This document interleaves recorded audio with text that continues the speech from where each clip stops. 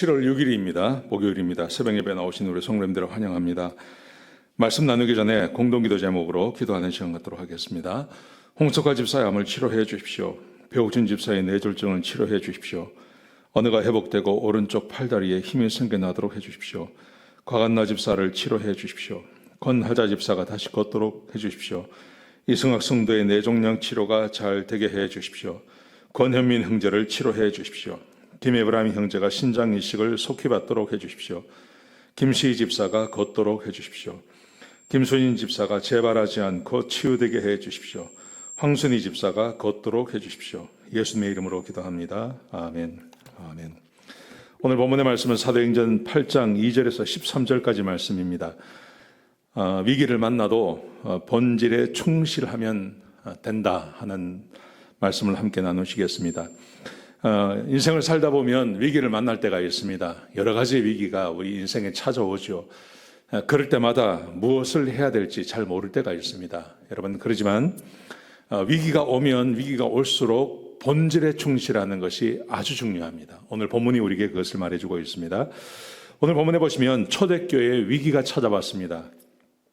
스데반 집사님이 죽임을 당하죠. 사람들에게 공개적으로 죽임을 당하는데, 특별히 스데반 집사님이 죽임을 당한 그 이유는 예수님께서 십자가에 못 박히신 이유와 똑같습니다. 신성모독과 그리고 성전을 부수겠다고 하는 그것 때문에 죽임을 당했습니다. 거기다가 2절에 보시면 그 죽음을 놓고 경건한 사람들이 스데반을 장사한 다음에 통곡을 합니다.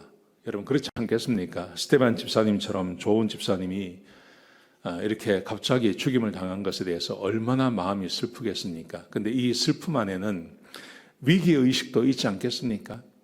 이제 예수님을 죽였고 스데반을 똑같은 제목으로 죽였고 언제든지 교회가 이런 위기 가운데 들어올 수 있겠다는 생각을 가졌습니다. 위기가 교회 가운데 찾아오는 것입니다. 3절에 보시면 사울이 실제로 교회를 잔멸해 나갑니다.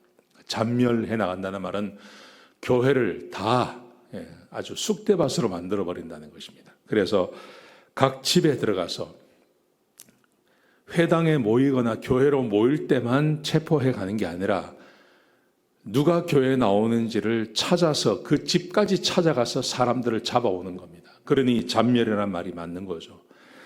그래서 옥에 가두어 나갑니다. 교회에 아주 큰 위기가 찾아오게 된 것입니다. 이런 위기를 만났을 때 이 교회가 무엇을 할까요? 첫 번째 생각할 수 있는 것은 무기력에 빠져나가는 겁니다. 깊은 슬픔과 무기력 가운데 빠져서 하나님을 원망하고 아무것도 하지 않는 것입니다. 그런데 오늘 본문에 보시면 이 초대교회 교인들은 그렇게 하지 않았습니다. 이 사람들이 쫓겨났습니다. 자기 집에도 있지 못하고 집에서 사람들을 잡아가기 때문에 집을 피해서 도망을 가는 겁니다. 그것을 흩어진 성도라고 말합니다. 4절에 보시면 흩어진 교인들이 각 지방으로 흩어지는데요. 무엇을 하냐 하면 두루 다니며 복음을 전파합니다.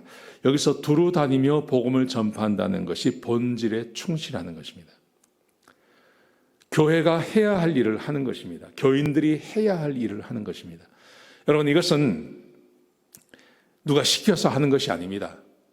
그냥 사울을 피해서 또 핍박을 피해서 다른 도시로 또 이 국가로 도망을 가지만 그곳에서 살면서 자기들이 받았던 그 은혜를 나누는 것을 말하는 것입니다. 지금처럼 기계적으로 복음을 증거하는 게 아니라 자기가 경험한 것을 나누는 것입니다. 예수님이 살아나셨고 예수님이 하나님의 아들이시고 그분이 우리에게 성령을 주셨고 그 예수 그리스도를 믿으면 어떤 일이 벌어지는지를 사람들에게 말해주는 것이죠. 그게 복음을 전파하는 것입니다. 본질에 충실한 삶을 살아내는 것입니다.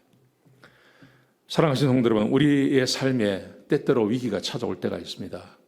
경제적으로 혹은 건강상에 혹은 사업에 또 관계 안에서 집안 안에서 여러 가지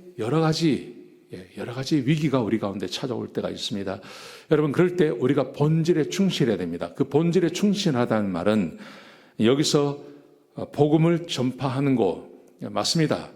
그런데 지금 하나님께서 우리에게 요구하시는 것은 이것입니다. 하나님과 동행하는 것입니다. 하나님의 말씀에 창념하는 것입니다.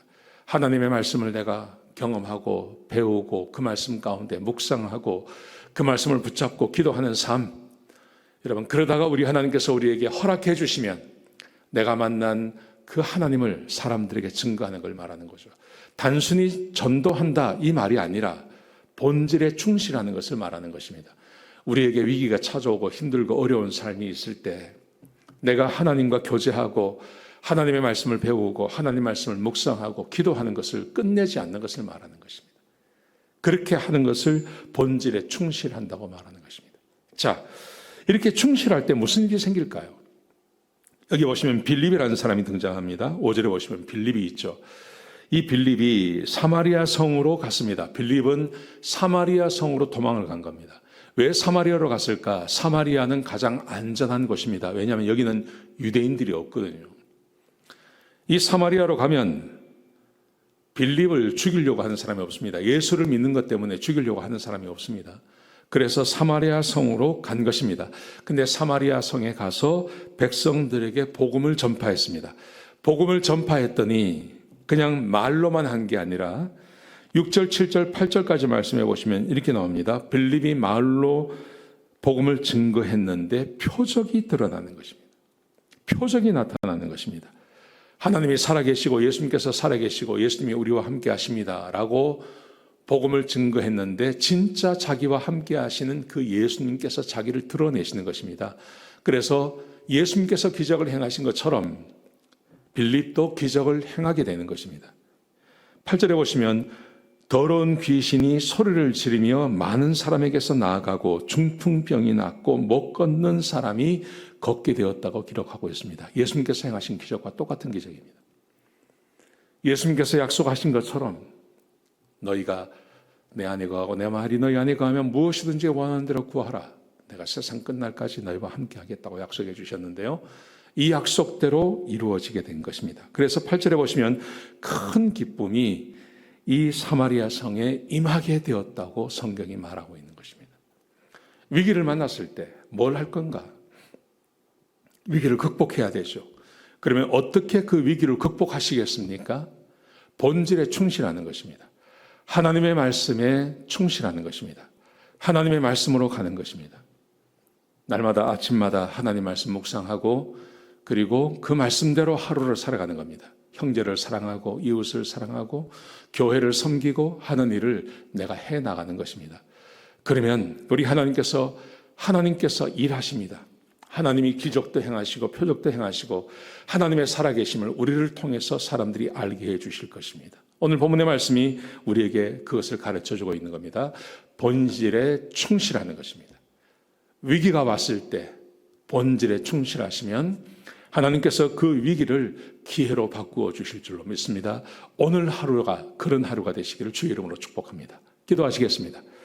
아버지 하나님, 귀한 말씀 주셔서 감사합니다. 하나님, 우리가 날마다 하나님과 교제하며 하나님의 말씀에 창념하며 그리고 때와 시를 가리지 않고 주의 말씀을 증거하는 일을 하게 하여 주옵소서. 하나님, 그래서 하나님의 살아계심을 세상에 알리는 그런 복된 삶 살게 하여 주시옵소서. 예수님의 귀하신 이름으로 간절히 기도드렸습니다. 아멘.